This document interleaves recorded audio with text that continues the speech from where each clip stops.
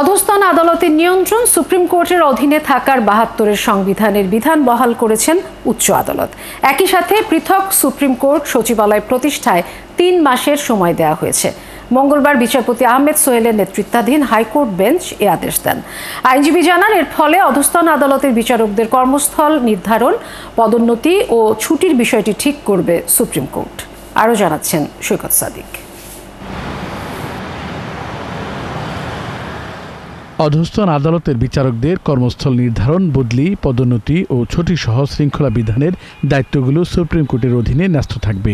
৭২-এর সংবিধানের এই বিধান ২ দফা সংশোধন করে আওয়ামী লীগ। প্রথমে ৭৪ সালে এসব করার দায়িত্ব দেওয়া হয় রাষ্ট্রপতিকে। আবার পরে পঞ্চদশ সংশোধনীর মাধ্যমে রাষ্ট্রপতিকে প্রধান বিচারপতির পরামর্শ নেয়ার কথা বলা হয়। গণঅভ্যুত্থানের পরপরই গত আগস্টের শেষের দিকে সংবিধানের ১১৬ অনুচ্ছেদ চ্যালেঞ্জ করে রিট করেন হাইকোর্টের কয়েকজন আইনজীবী। ওই অনুচ্ছেদ বাতিল করে মূল সংবিধানে ফেরতের রায় দেন হাইকোর্ট। কোর্টের অভিমত বলেছেন যে ১১৬ অনুচ্ছেদ অরিজিনাল সংবিধানে যা ছিল, 4th অ্যামেন্ডমেন্টের মাধ্যমে প্রথম প্রেসিডেন্টের উপর ন্যস্ত করেছিল। 15th অ্যামেন্ডমেন্টে এসে সেটা আবার প্রেসিডেন্টের উপরে ন্যস্ত থাকলো, কিন্তু in consultation with the supreme court করা হয়েছিল।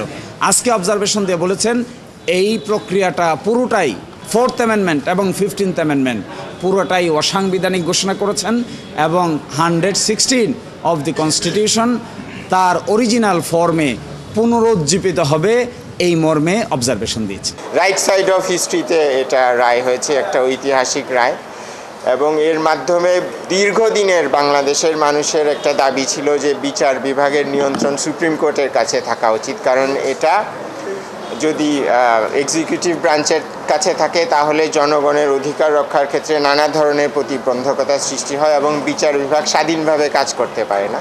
রিটে সুপ্রিম কোর্ট সচিবালয় প্রতিষ্ঠারও নির্দেশনা চাওয়া হয়, তাও মঞ্জুর করে উচ্চ আদালত। একমাত্র বিচার বিভাগ যেখানে কনসালটেশন করে বদলি, পদোন্নতি সেখানে নির্ভর করতে হয় উপযুক্ত কর্তৃপক্ষ আইন মন্ত্রণালয়ের উপরে। আজকের এই রায়ের মাধ্যমে উপযুক্ত কর্তৃপক্ষের হাতে আর কোনো নাটাই থাকলো না। নাটাই পরিপূর্ণভাবে সুপ্রিম কোর্টের উপর ন্যস্ত থাকলো। এক্সিকিউটিভ বা শাসন বিভাগ আর ছড়ি ঘোরাতে পারবেন না। আইনজীবীরা জানান, অধস্তন আদালতের বিচারকদের শৃঙ্খলা সুপ্রিম কোর্টের উপর ন্যস্ত হওয়ায় বিচার কাজে বাইরের হস্তক্ষেপ অনেকটাই কমে যাবে। এই রায়ের মাধ্যমে নির্বাহী বিভাগের করায়ত্ত এবং রাজনৈতিক প্রভাব থেকে আমাদের অধস্তন বিচার বিভাগ মুক্তি পেল। সৈকত সাদিক, ৭১, ঢাকা। স্বৈরাচারী প্রধানমন্ত্রী শেখ হাসিনার কার্যালয় থেকে খুনের নির্দেশ দেয়া হতো র্যাবকে। আর জুলাই গণ অভ্যুত্থানের সময় হত্যাকাণ্ডের নির্দেশদাতা ছিলেন শেখ হাসিনা ও আসাদুজ্জামান খান কামাল। সে সময় পুলিশ প্রধান হিসেবে দায় নিতে জাতির কাছে ক্ষমাও চান জুলাই মানবতা বিরোধী অপরাধের মামলায় রাজসাক্ষী চৌধুরী মামুন। মঙ্গলবার আন্তর্জাতিক অপরাধ ট্রাইব্যুনালে জবানবন্দি দেন তিনি। সৈকত সাদিকের আরেকটি প্রতিবেদন। জুলাই গণ অভ্যুত্থানে দেশ জুড়ে আইনশৃঙ্খলা বাহিনীর গুলিতে নৃশংসভাবে শহীদ হয়েছেন ১.৫ সহস্রাধিক ছাত্র জনতা, আহত হয়েছেন ২০,০০০-এর মতো মানুষ। এত বড় নৃশংস হত্যাকাণ্ডের জন্য ক্ষমতাচ্যুত প্রধানমন্ত্রী শেখ হাসিনা ও সাবেক স্বরাষ্ট্রমন্ত্রী আসাদুজ্জামান খান কামালকে দায়ী করলেন সাবেক আইজিপি চৌধুরী মামুন। জুলাই আগস্টের গণহত্যা এবং মানবতা বিরোধী অপরাধ যেগুলো আগে হয়েছে সব কিছুর মূল নির্দেশদাতা হচ্ছেন তদানীন্তন প্রধানমন্ত্রী শেখ হাসিনা, এবং জুলাই আগস্টের ব্যাপারে তিনি যুক্ত করেছেন আসাদুজ্জামান খান কামাল, যিনি স্বরাষ্ট্রমন্ত্রী ছিলেন। এই দুজনের নির্দেশে বাকি কর্মকাণ্ডগুলো হয়েছে সেটা তিনি। শেখ হাসিনার মামলায় আসামি থেকে রাজসাক্ষী হওয়া সাবেক এই পুলিশ প্রধান আন্তর্জাতিক অপরাধ ট্রাইব্যুনালে দীর্ঘ জবানবন্দি দেন। ২০১৪ ও ২০১৮ সালের নির্বাচনে পুলিশের ভূমিকা, গুম, বিচার বহির্ভূত হত্যাকাণ্ডে র্যাবের কে দায়ী সেটাও উল্লেখ করেন।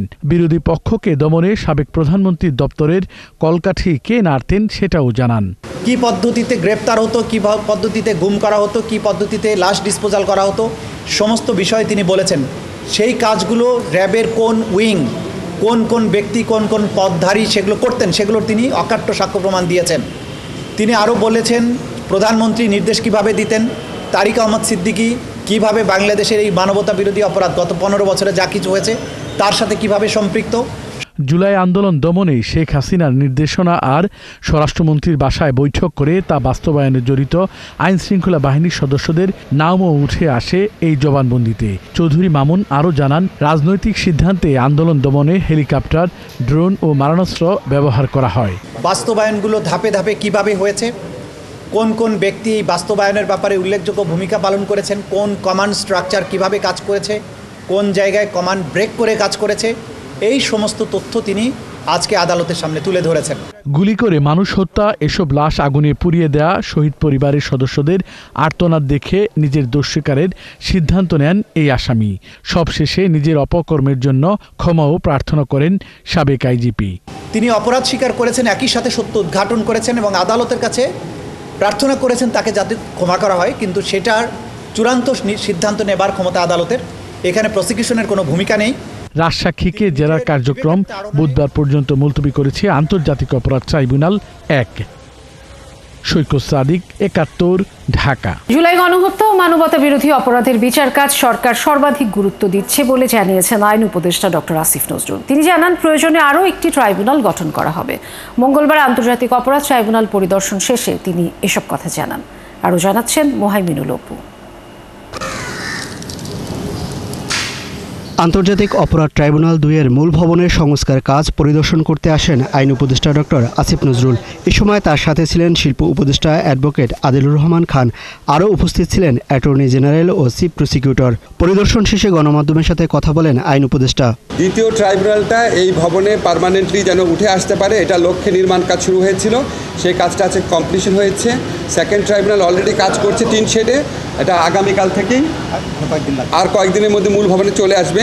আমরা বিচার কার্যে যে সর্বোচ্চ গুরুত্ব দিচ্ছি এবং এটা যে শুধুমাত্র আইন মন্ত্রণালয় না, আপনি গৃহায়ণ পূর্ত মন্ত্রণালয় বলেন বা অন্যান্য সংশ্লিষ্ট যত সরকারি প্রতিষ্ঠান আছে সবাই যে সর্বোচ্চ গুরুত্ব দিচ্ছে, আজকে দ্বিতীয় ট্রাইব্যুনালের কাজ অতি দ্রুত সম্পন্ন হওয়ার মধ্যে দিয়ে তা আবারও আপনার এটা প্রমাণিত হলো। গুমের মামলার বিচারের জন্য আরও একটি ট্রাইব্যুনাল গঠন হতে পারে বলেও জানান তিনি। এখন 3 শেডটা খালি হয়ে গেলে আমরা আন্তর্জাতিক অপরাধ আদালত 3ও করতে পারি। যদি আমরা 3 করতে পারি তাহলে আমরা অন্যান্য যে আন্তর্জাতিক অপরাধ আছে, যেমন গুম বা অন্য ধরনের যে আন্তর্জাতিক অপরাধ, সেই সমস্ত অপরাধের বিচার কার্য দ্রুততর করতে পারবো। আমাদের যে জুলাই গণ অভ্যুত্থানকালে আমাদের 1000-এরও বেশি ছাত্র জনতাকে হত্যা করা হয়েছে এবং হাজার হাজার মানুষকে পার্মানেন্টলি পঙ্গু করা হয়েছে। এই ভয়াবহ মানবতা বিরোধী অপরাধের বিচার অপরিহার্য, অনিবার্য। জুলাই আগস্ট আন্দোলনে সংঘটিত মানবতা বিরোধী অপরাধের বেশ কয়েকটি মামলার আনুষ্ঠানিক বিচার কাজ চলছে। 2টি ট্রাইব্যুনালে এই বিচার হচ্ছে। মোহাইমিনুল খান অপু, 71, ঢাকা। আজ আরও 7টি রাজনৈতিক দলের সঙ্গে বৈঠক করেছেন অন্তর্বর্তী সরকারের প্রধান উপদেষ্টা ডক্টর মোহাম্মদ ইউনূস। বিকেল 5টায় রাষ্ট্রীয় অতিথি ভবন যমুনায় শুরু হওয়া এই বৈঠকে অংশ নেয় গণ অধিকার পরিষদ। দলের সাধারণ সম্পাদক মোহাম্মদ রাশেদ, দলটির সভাপতি নুরুল হক নূরের স্ত্রী মারিয়া নূর বৈঠকে যোগ দেন। এছাড়া অংশ নেয় এবি পার্টি, নাগরিক ঐক্য, গণসংহতি আন্দোলন, গণ অধিকার পরিষদ, এলডিপি, ইসলামী আন্দোলন বাংলাদেশ, জাতীয় ফ্রন্ট ও হেফাজতে ইসলাম বাংলাদেশ। এর আগে গত রোববার বিএনপি, জামাত ও এনসিপির সঙ্গে প্রধান উপদেষ্টার বৈঠক হয়।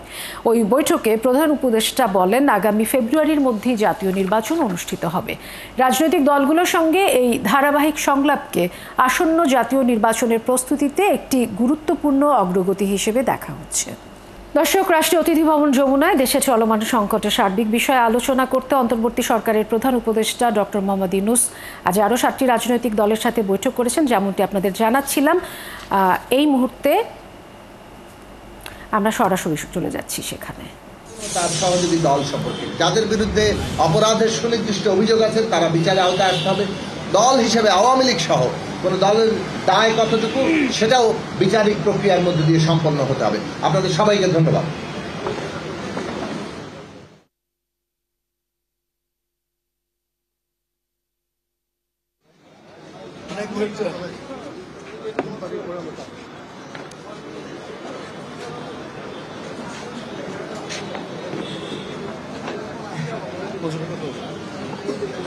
আসসালামু আলাইকুম। আপনাদের অনেক ধন্যবাদ যে ধৈর্য ধরে আপনারা এতক্ষণ আছেন। আমরা আজকে প্রধান উপদেষ্টার আহ্বানে এসে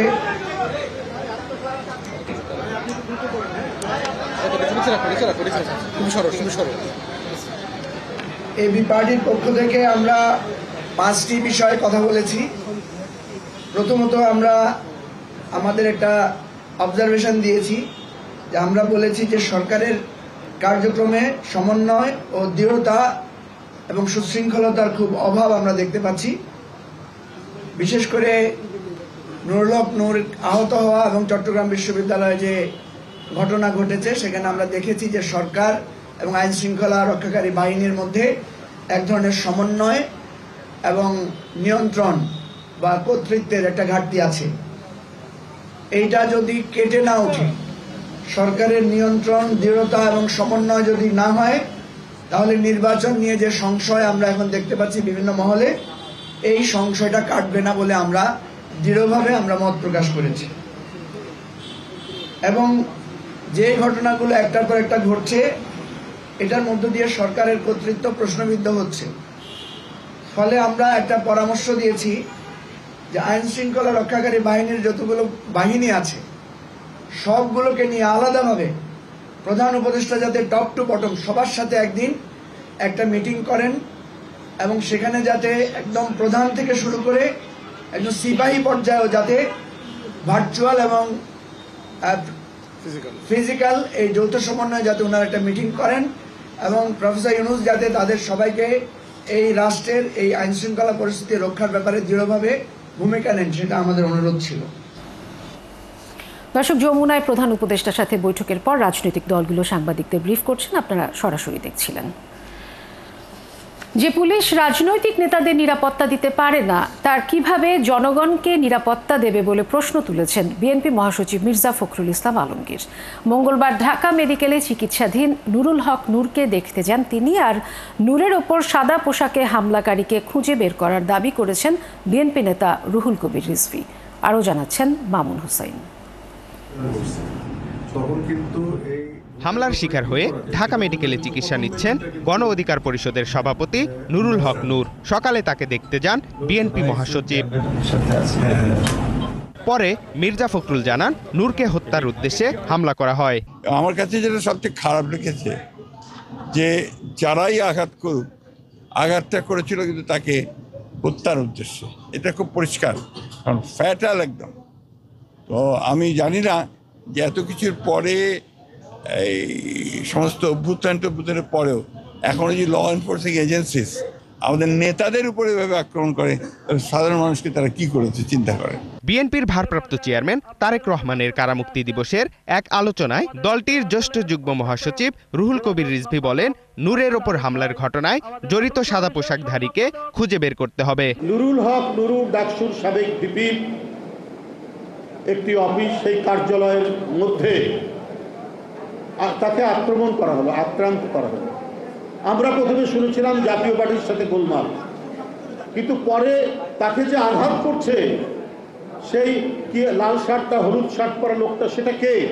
বিএনপির প্রতিষ্ঠাবার্ষিকী উপলক্ষে রাজধানীর মানিকনগরে খাল পরিষ্কার ও বৃক্ষরোপণ কর্মসূচির আয়োজন করা হয়। সেখানে অংশ নেন দলের স্থায়ী কমিটির সদস্য গয়েশ্বর চন্দ্র রায়। এ সময় তিনি বলেন, দেশের নির্বাচন ও রাজনীতির স্বার্থে প্রতিটি ঘটনা নজরে রাখতে হবে। যাতে আপনারা না পান, ভোটটা যাতে না দিতে পারেন, তার মধ্যে একটা ষড়যন্ত্র আছে। কিছু অনুমান করা যায় কিন্তু চোখে দেখা যায় না, কারণ চিহ্নিত শত্রু মোকাবেলা করা সহজ, যে শত্রুকে দেখা যায় না তাকে মোকাবেলা করা কঠিন। আগামী নির্বাচন নিয়ে যে কোনো ষড়যন্ত্র মোকাবেলা করার ঘোষণা দেন বিএনপির এই নেতা। গণতন্ত্রের বিরোধী, ভোটের বিরোধী শক্তিকে উচিত জবাব দেওয়ার জন্য আপনারা সদা প্রস্তুত। মামুন হুসাইন, ৭১, ঢাকা।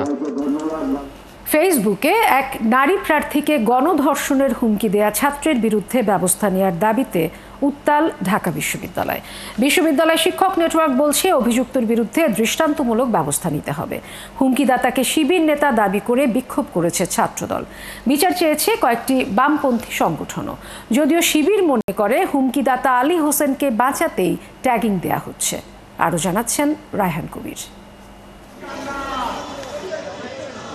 প্রচারণা ছাপিয়ে এক প্রার্থীকে গণধর্ষণের হুমকি দেয়া ছাত্রের বিচারের দাবিতে উত্তাল ঢাকা বিশ্ববিদ্যালয়।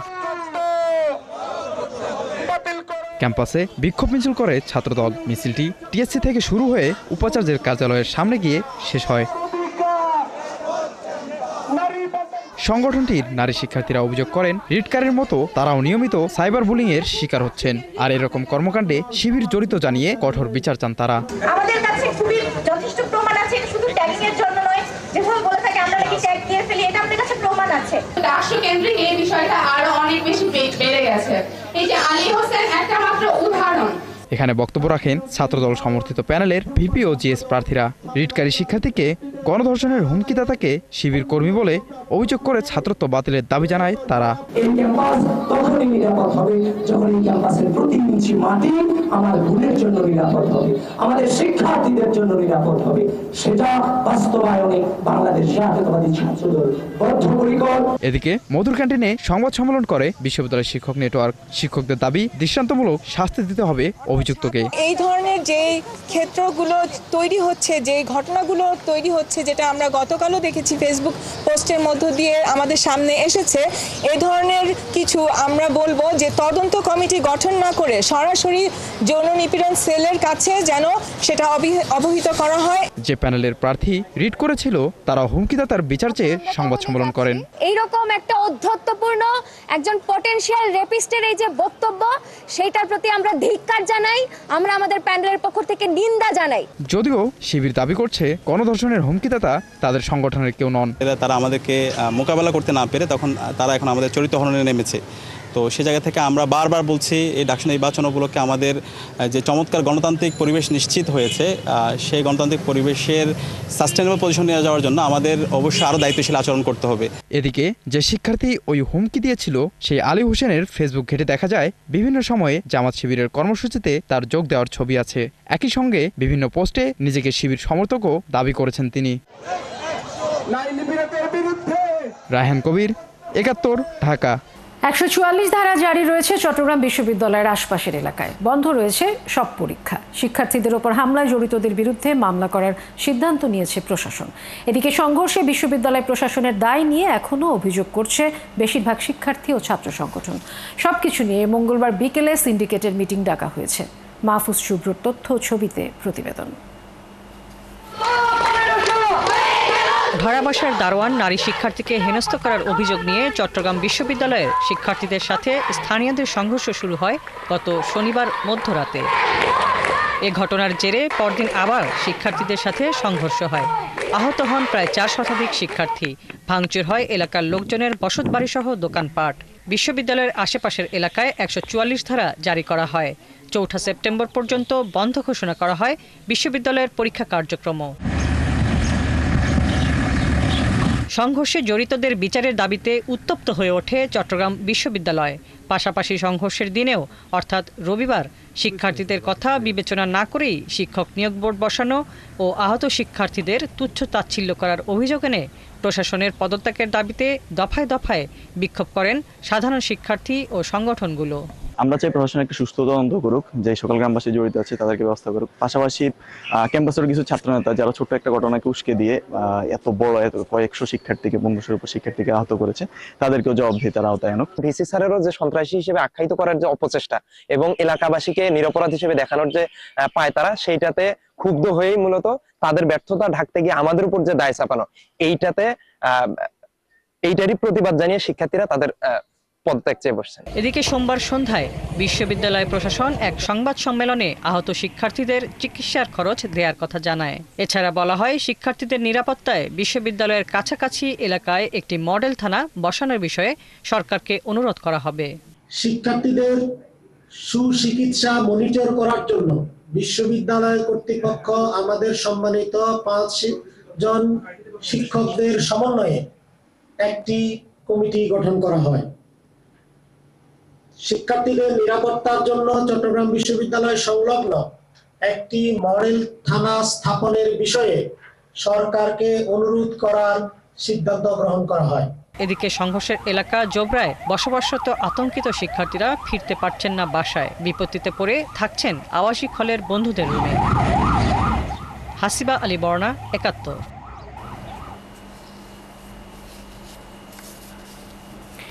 রাজধানীর আদাবরে 3 পুলিশ সদস্যকে কুপিয়ে জখমের ঘটনায় 2 ভাই জনি রনির গ্রুপ জড়িত। এরা দুজনেই কবজি কাটা আনোয়ারের গ্যাংয়ের সদস্য। এখন পর্যন্ত হামলার ঘটনায় সরাসরি জড়িত 5 জনকে গ্রেফতার করেছে পুলিশ। বাকিদের ধরতে অভিযান চলছে। আশিক মাহমুদ জানাচ্ছেন বিস্তারিত। দেশীয় অস্ত্র হাতে কিশোর গ্যাং সদস্যদের এমন মহড়া রাজধানীর মোহাম্মদপুর আর আদাবর এলাকার নিত্যদিনের ঘটনা। ছিনতাই চাঁদাবাজিতে বাধা দিলেই তাদের হাতে মানুষের প্রাণ যাচ্ছে হর হামেশা। খোঁজ নিয়ে জানা যায় আদাবরের এই কিশোর গ্যাং গ্রুপটি নিয়ন্ত্রণ করে জনি রনি নামের 2 ভাই। দুজনই কবজি কাটা আনোয়ার গ্যাংয়ের সক্রিয় সদস্য। গতরাতে আদাবরের শ্যামলী হাউজিংয়ে পলাশ নামের এক ব্যক্তিকে জিম্মি করে এই চক্রটি। 999-এ কল পেয়ে তাকে উদ্ধার করতে যায় পুলিশ। তখনই ঘটে বিপত্তি। পুলিশ সদস্য আলামিন সহ 3 জনকে চাপাতি দিয়ে কুপিয়ে মারাত্মক জখম করে সন্ত্রাসীরা। এ সময় পুলিশের গাড়িও ভাঙচুর করে তারা। এই হামলার ঘটনায় আদাবর থানায় মামলা হয়েছে।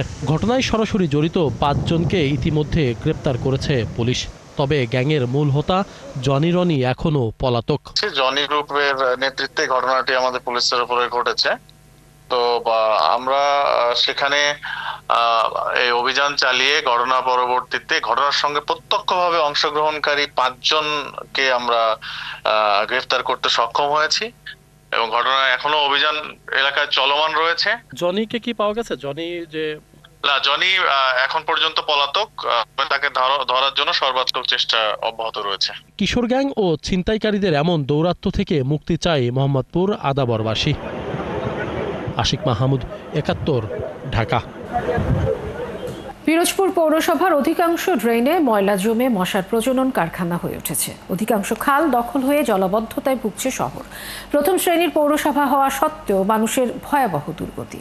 শহর সহ জেলায় বাড়ছে ডেঙ্গুর প্রকোপ। দ্রুত কর্তৃপক্ষ ড্রেনগুলো সঠিকভাবে পরিষ্কার ও প্রয়োজনীয় ব্যবস্থা না নিলে ডেঙ্গু ভয়াবহ আকার ধারণ করতে পারে বলে আশঙ্কা পৌরবাসীর।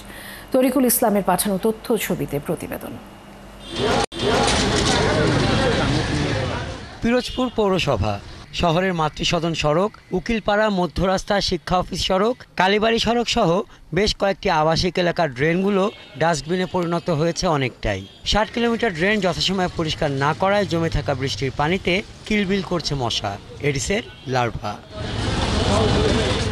30 বর্গ কিলোমিটারের এ পৌরসভার 42টি খালের মূল শহরের মধ্যে থাকা অধিকাংশ খাল দখল করে গড়ে তোলা হয়েছে বিভিন্ন স্থাপনা।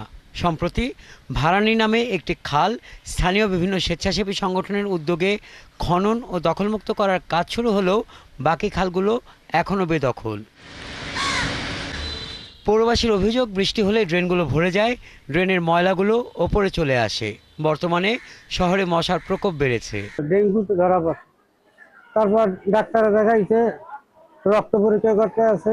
2 দিন বাসায় থাকার পরে হসপিটাল নিয়ে আসি, আসার পরে দেখি ডেঙ্গু পজিটিভ। জোয়ারের পানিতেও আমাদের ড্রেনগুলো তলিয়ে যায়, আর ড্রেনগুলো তলিয়ে যাওয়ার ফলে ড্রেনের ময়লাগুলো সব রাস্তায় উঠে আসে।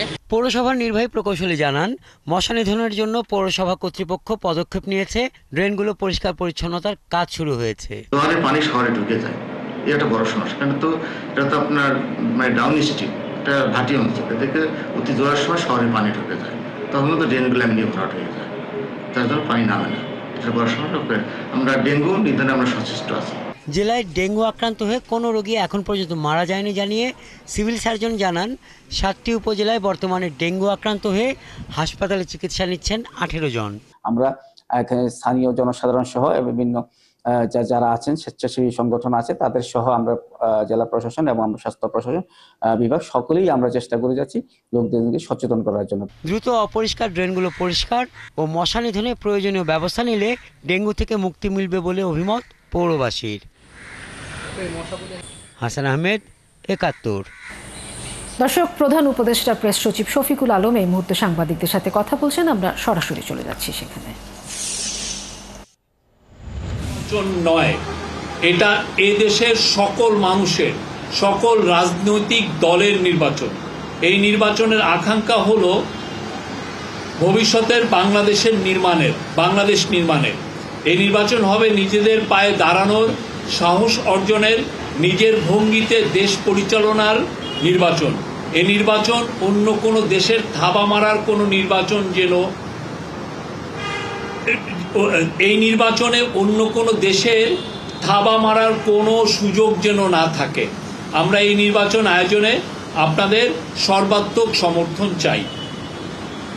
উনি আবার বলেছেন, প্রতি পদে পদে বাধা আসবে, সবার মনে দ্বন্দ্ব তৈরি করার চেষ্টা করবে। আমরা যেন সঠিক থাকি, স্থির থাকি, সবাই একসাথে সহযোগিতা করি।